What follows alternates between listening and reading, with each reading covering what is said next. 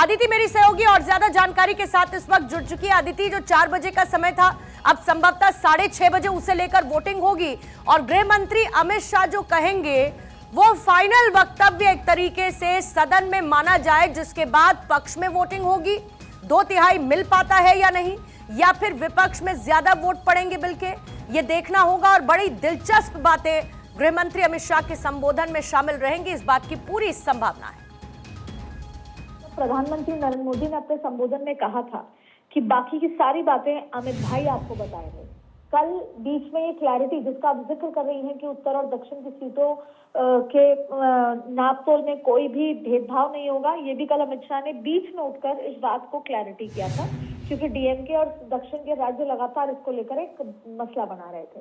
अब 2 बातें हैं, 6:30 बजे वोटिंग होगी क्योंकि कल राज्यसभा में जाना है बिल, और उससे पहले अमित शाह भाषण देंगे। उसमें आपको लीगल एस्पेक्ट के क्यों 816 ही सीटें हुई, क्यों, क्योंकि जो मैक्सिमम अनुपात है वो तो 850 सीटों का है। तो जो भी लीगल एस्पेक्ट हैं वो गृह मंत्री अमित शाह बताएंगे। और जो एक सवाल बार बार विपक्ष की तरफ से पूछा गया है, अभी नहीं हो रही, बाद में होगी, जाति जनगणना, तो एक आप देखिएगा पॉलिटिकल नैरेटिव भी अमित शाह देंगे कि 70 साल के राज में कब कब डिलिमिटेशन क्यों कैसे कैसे हुआ, जिसमें शीला दीक्षित से लेकर तमाम बातों का भी जिक्र आ सकता है।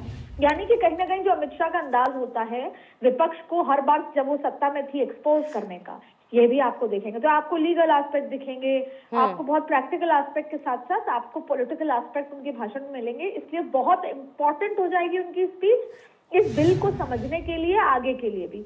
लेकिन आप देखिए, अभी मैंने गतिविधियां देखी पार्लियामेंट में, पहले ओम बिरला से मिलने पहुंची प्रियंका गांधी, 20 मिनट वो मुलाकात हुई, केसी वेणुगोपाल पहुंचे, फिर इस बीच में अखिलेश यादव से मिलने पहुंचे संसदीय कार्य मंत्री किरण रिजिजू। कोशिश लगातार जारी है।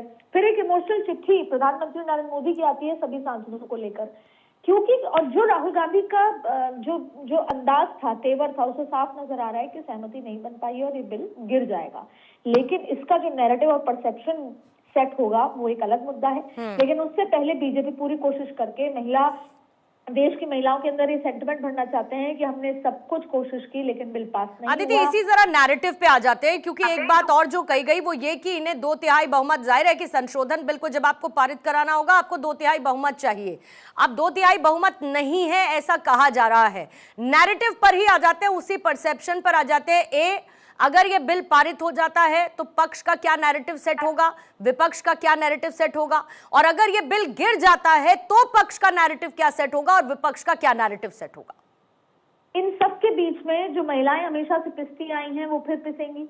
ये बिल फेल हो जाता है तो महिलाओं का नुकसान है। ये बिल फेल हो जाता है तो सबसे इंपॉर्टेंट बात है कि फिलहाल बहुत शॉर्ट टर्म में बीजेपी का फायदा जरूर होगा कि बीजेपी गांव-गांव जाकर ये बताएगी कि देखिए विपक्ष महिला विरोधी है, लेकिन लॉन्ग टर्म में बीजेपी का पॉलिटिकल नुकसान है।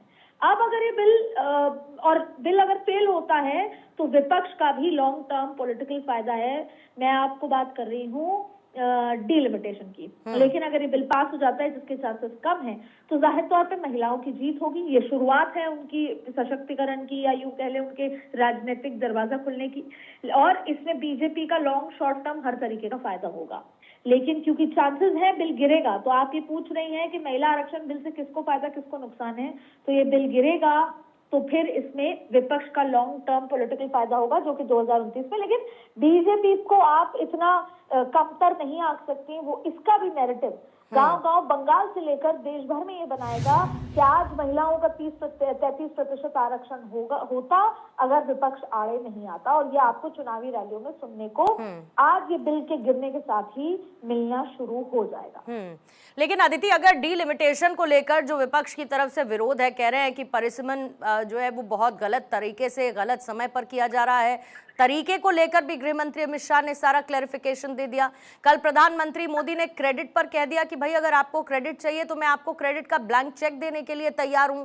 तो जब आप परिसीमन को गलत बताते हैं तो फिर उसके आधार को भी तो आपको इस्टेब्लिश करना होगा, क्योंकि लीगैलिटी से लेके क्या बदलेगा क्या नहीं बदलेगा, साउथ के राज्यों को नुकसान कैसे नहीं होगा, ये तो इधर पक्ष की तरफ से, सरकार की तरफ से बता दिया गया है।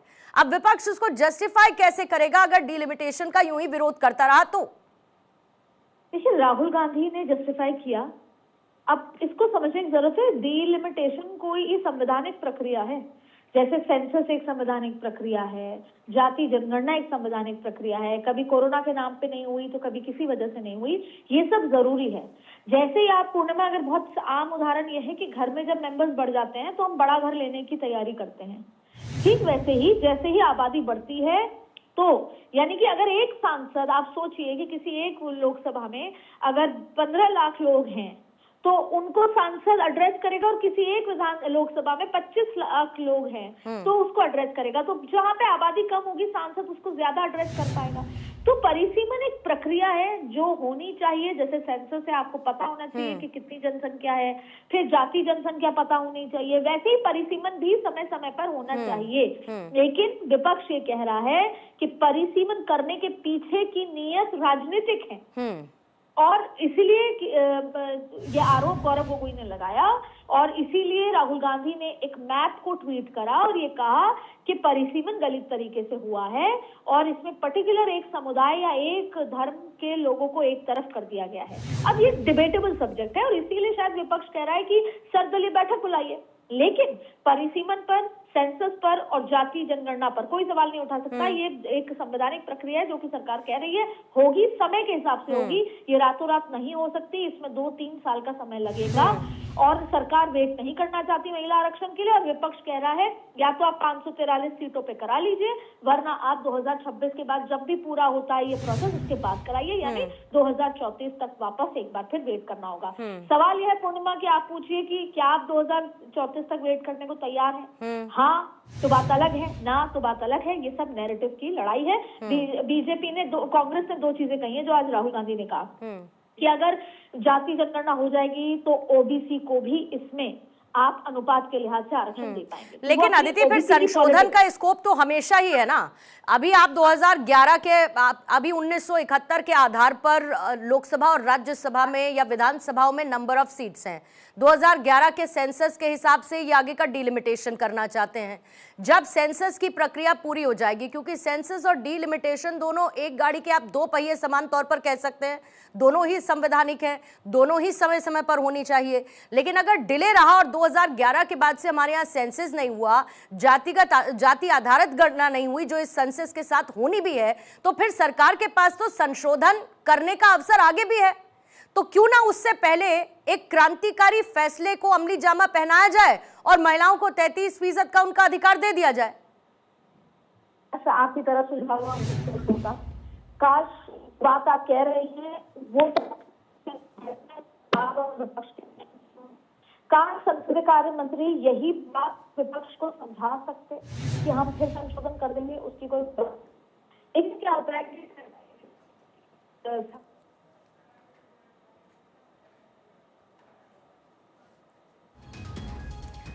अदिति, मैं लौटती हूँ आपके पास, इसी जवाब के लिए मैं जरा आपके पास लौटती हूँ। लेकिन आज देखिए, प्रधानमंत्री की तरफ से अदिति ने अभी एक लेटर का भी जिक्र किया, और जब प्रधानमंत्री ने कहा कि आइए आज हम सब मिलकर इतिहास रचते हैं, 6:30 बजे वो इतिहास रचने वाली परीक्षा की घड़ी होगी। प्रधानमंत्री ने कहा कि नारी शक्ति को नए अवसरों से वंचित मत करिए, उसकी परीक्षा की घड़ी शाम 6:30 बजे होगी। इसके साथ ही प्रधानमंत्री ने कहा कि आप ये मत सोचिए कि अब महिलाओं को कुछ दे रहे हैं, ये उनका अधिकार है जो अब तक उनको नहीं मिला। इस परीक्षा की घड़ी शाम को 6:30 बजे होगी। ऐतिहासिक पल का गवाह बनिए, वोट करिए समर्थन में। इस परीक्षा की घड़ी 6:30 बजे होगी, क्योंकि जो वोटिंग 4 बजे होनी थी, अब समय उसके लिए फिलहाल 6:30 बजे का बताया जा रहा है वोटिंग का। लेकिन बड़ी बात यह कि आज लगातार सदन में हंगामा देखने को मिला।